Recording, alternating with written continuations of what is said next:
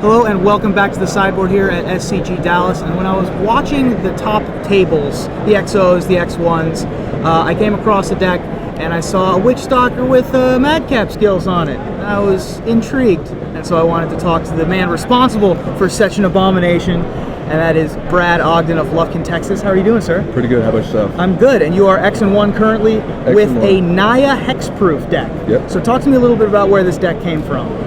Basically, I mean, the idea spurs from the band Hexproof deck, of course.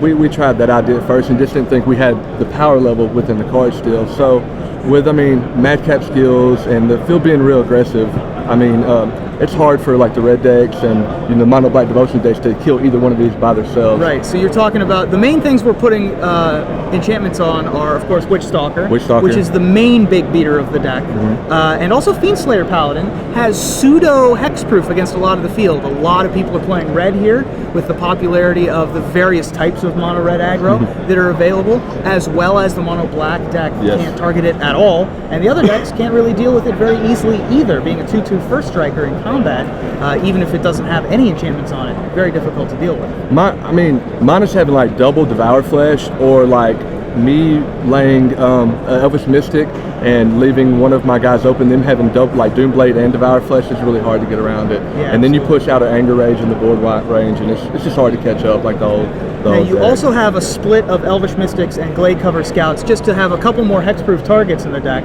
to be able to get up to the full 10. You've also got Voice of Resurgence, another card that helps combat Devour Flesh. But those are just sort of the fill-in pieces to keep things alive. The way we're killing people is, of course, with auras. We've got some very exciting auras in this deck. Of course, Madcap skills is probably the most surprising for people at home in a hexproof strategy. People are seeing it in the red decks, of course. And then you've got Ethereal Armor and Unflinching Courage backing it up. Yep, and Chain to the Rocks. Of course. Good synergy there. Yes, I love it. It itself is also an aura, so it's able to pump your ethereal armors and take out troublesome blockers.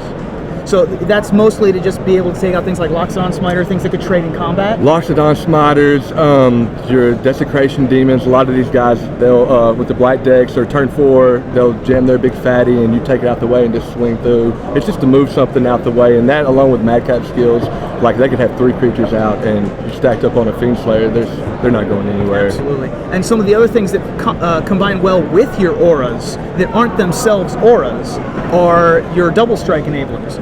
So we've got 2 ways to give double strike in this deck. We have Boros Charm, and we have Ajani Caller of the Pride. Ajani is a card that hasn't really gotten its due yet. It hasn't really had its day in the sun yet, and I think that it's a lot better than the amount of play that it's gotten since it's been in Standard over a year ago. Yes.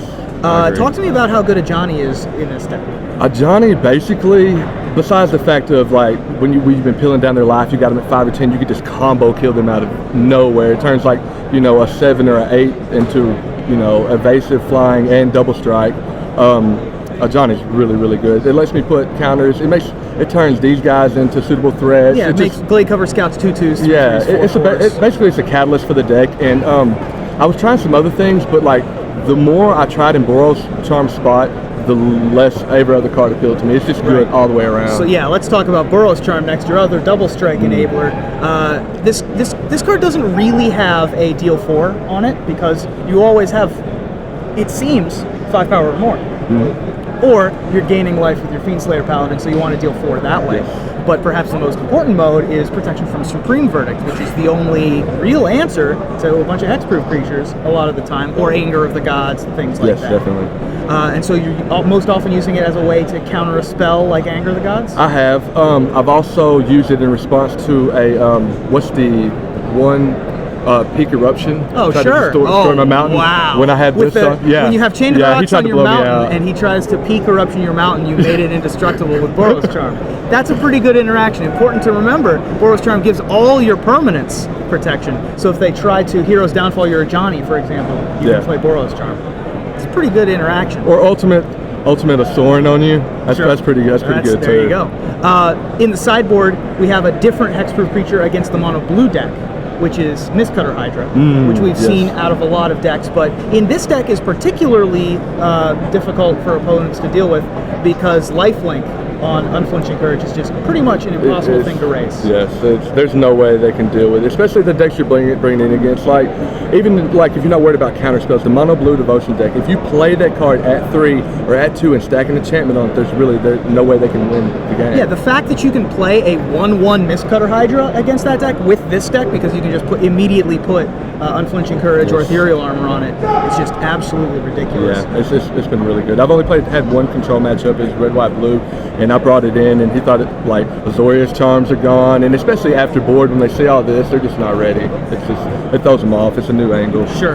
And so, speaking of your matchups, you said you had one loss today, and the one loss was to red because you didn't put shocks in your sideboard. So if people were playing this deck going forward, they would want to have shock. Yes, it's almost, it's not overkill, but it helps the matchup a lot more, especially when like 60% of the field is that deck or a variant of that deck. And basically, I mean, on myself, I kept with Fleece Mane and Voice of Resurgence, we can just get you there, but I kept Sacred Foundry and Mutavault, and never got there. So yeah, absolutely. The other interaction, you mentioned Mutavault.